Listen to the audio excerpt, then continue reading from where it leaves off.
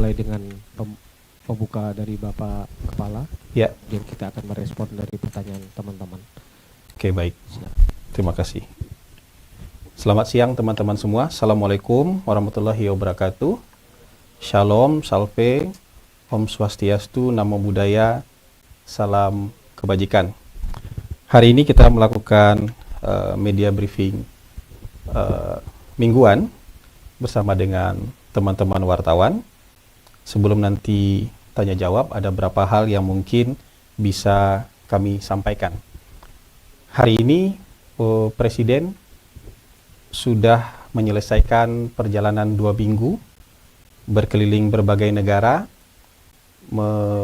menuntaskan beberapa pertemuan multilateral maupun bilateral, dan berkat dukungan publik yang luar biasa, berkat doa yang luar biasa dari seluruh rakyat Indonesia, Presiden sudah menuntaskan perjalanan keliling luar negeri dan menghasilkan banyak sekali hal-hal positif dan konkret bagi bangsa dan rakyat Indonesia. Di antaranya perjanjian IEU CEPA yang mungkin sudah kita lakukan dengan jangka waktu yang sangat panjang, 10 tahun, di masa Presiden Prabowo berhasil dituntaskan.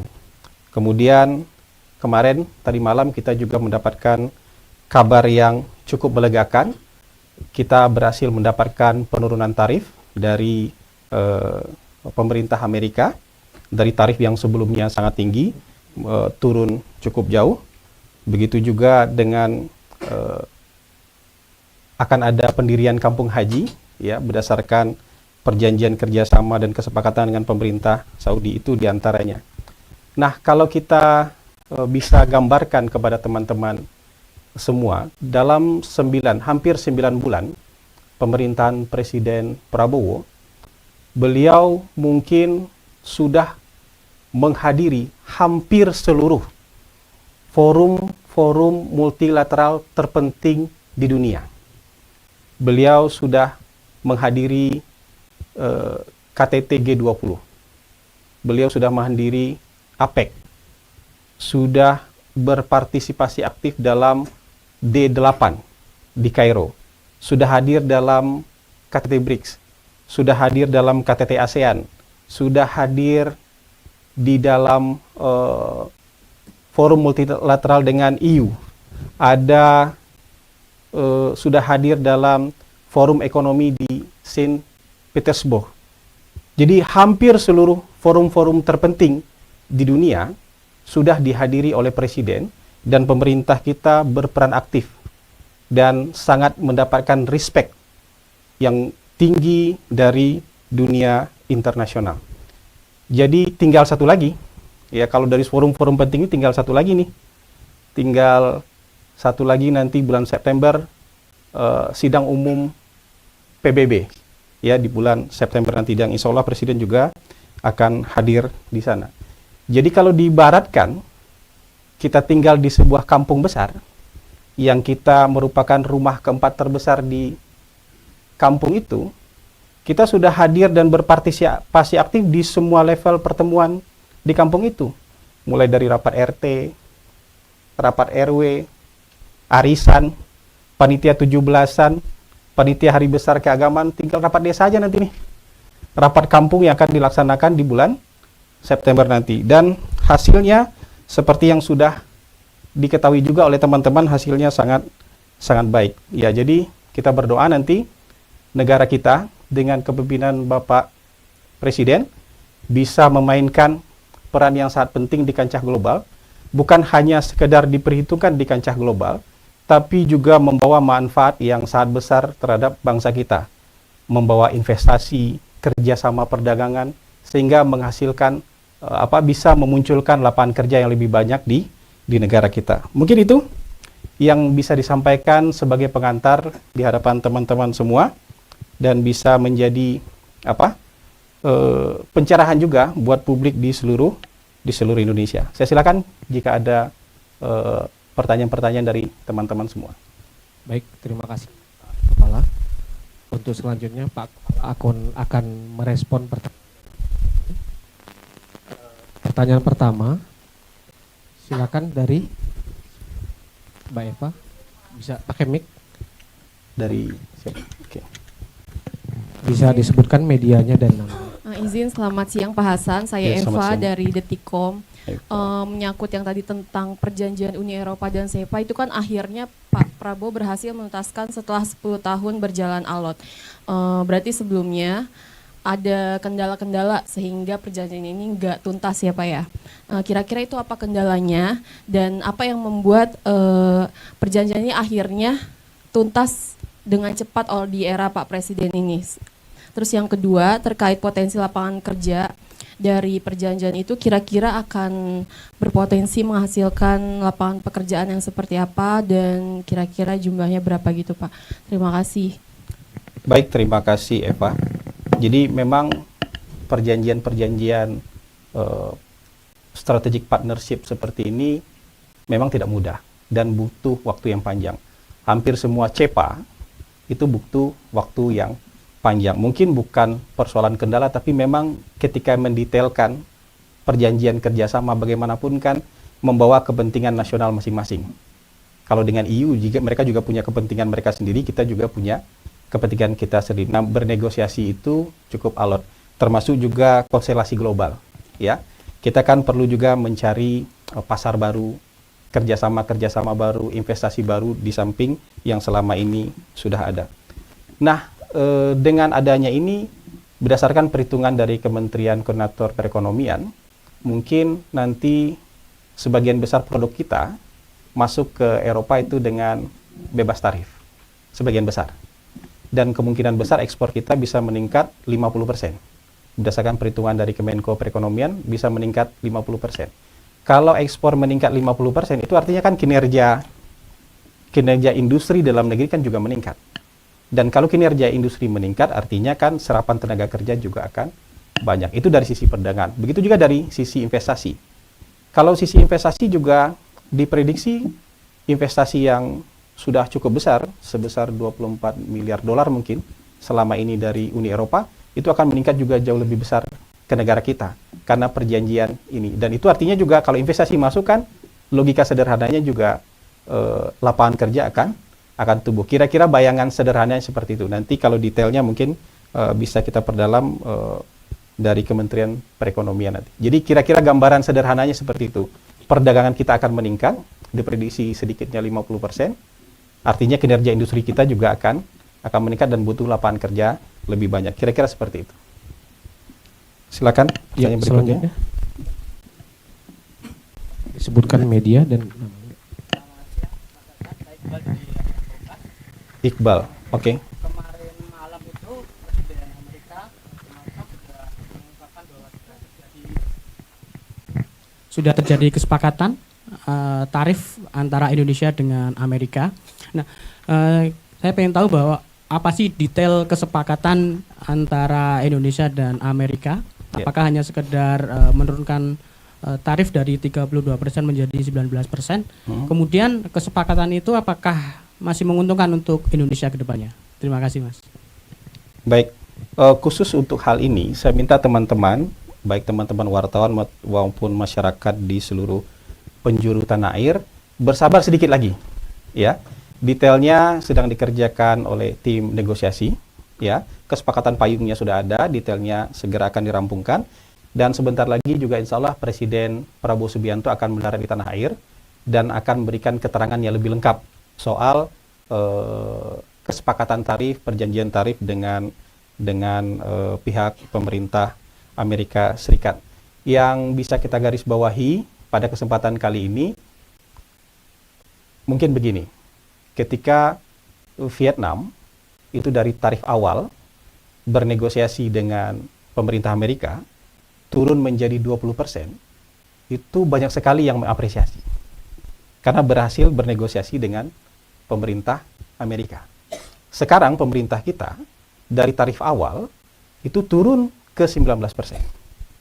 Jadi lebih rendah nih dibandingkan dengan negara-negara lain yang ada di ASEAN. Jadi kalau kita ibaratkan ada sebuah rumah, dia bikin pagar nih. Kan pagarnya awalnya tingginya 32 kalau buat kita. Setelah kita bernegosiasi, pagarnya bisa diturunkan menjadi 19. Ya, tentu ini kemajuan yang juga tidak bisa dibilang kemajuan yang kecil.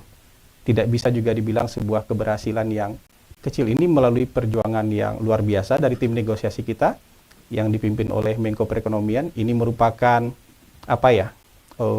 negosiasi yang juga luar biasa yang dilakukan oleh Presiden kita secara langsung dengan Presiden Donald Trump, dan ini titik temu antara pemerintah kita dengan pemerintah Amerika Serikat.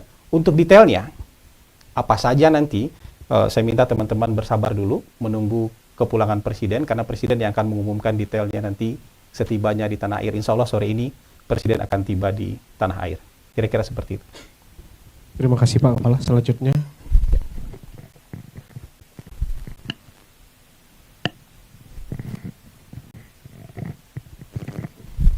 Siang Pak Hasan, Tifal Kompas TV Pak.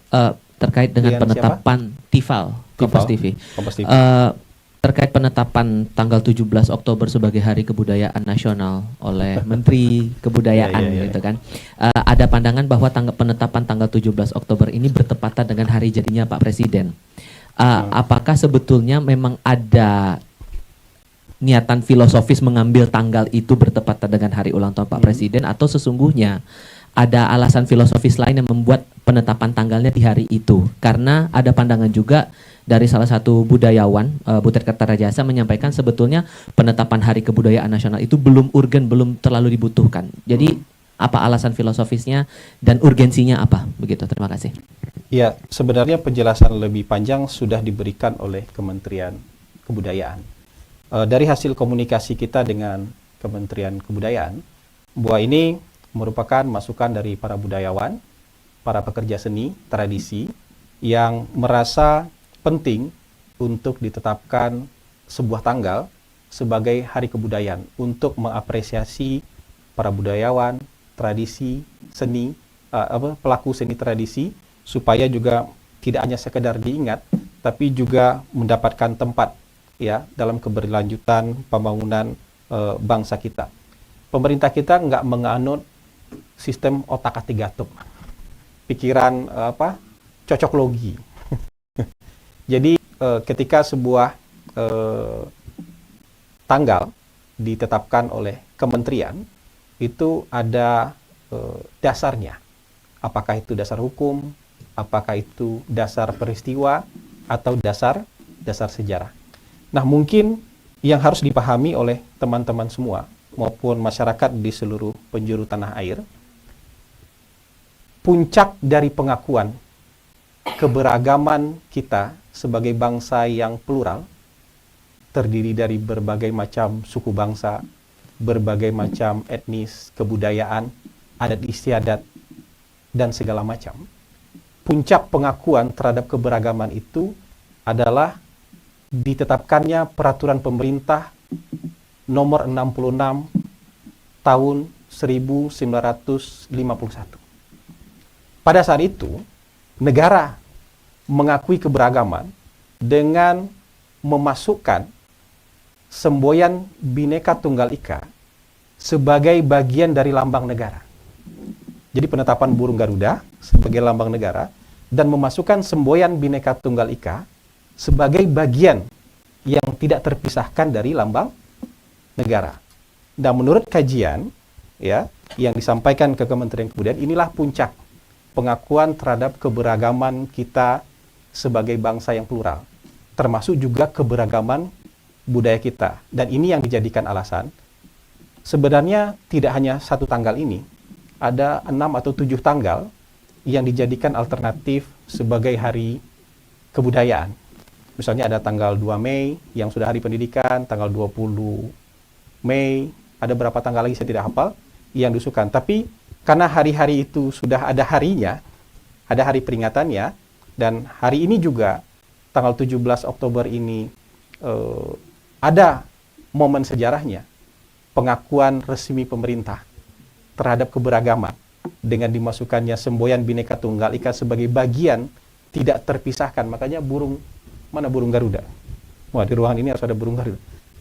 Burung Garuda itu, lambang negara itu nggak terpisahkan dengan semboyan Bhinneka Tunggal Ika. Itu puncak pengakuan terhadap keragaman budaya kita yang bermacam-macam itu sebagai budaya bangsa Indonesia. Kira-kira penjelasannya seperti itu. Jadi kita tidak menganut otak-atik, gatuk, atau cocok logi. Kalau kebetulan nggak apa-apa. Ini kan soal kebetulan. Kebetulan itu banyak. 21 Juni Bung Karno wafat. 21 Juni Presiden ke-7 Indonesia lahir. Kalau cocok logi bisa panjang tuh. Tapi kita tidak menganut cocok logi. Orang yang memperingati itu sebagai hari wafatnya presiden, boleh. Orang yang mau memperingati hari itu sebagai hari lahirnya presiden, juga boleh. Orang yang memperingati 17 Oktober sebagai hari kebudayaan, boleh. Orang yang memperingati 17 Oktober sebagai hari lahirnya seseorang juga boleh. Jadi kita mulai belajarlah menghindar dari cocok logi dan otak-atik. Kira-kira gitu ya, teman-teman. Ya, terima kasih Pak Kepala. Silakan. Selanjutnya Zam. Selamat siang Bang Hasan. Ya. Saya Zam dari Kumparan. Zam. Mau tanya ini Bang. Ini kan kampung haji kemarin dari Pangeran. Nanti untuk eksekusinya ini akan dieksekusi kapan ya Bang? Apakah tahun ini ataukah tahun depan? Kemudian nanti skemanya seperti apa? Ini kan juga ada infonya nanti akan dibangun 30 tower. Masing-masing tower itu ada 31 lantai yang itu pakai Danantara. Ini apakah demikian Bang? Terima kasih. Ya teman-teman, mungkin ini harus bersabar dulu ya. Yang jelas payung kerjasamanya sudah ada. Sudah ada Dewan Tertinggi kerjasama pemerintah Indonesia dengan Saudi. Yang payung kerjasamanya sudah ada. Mengenai kampung haji sendiri, kita harus juga menunggu beberapa hal. Pertama, ada undang-undang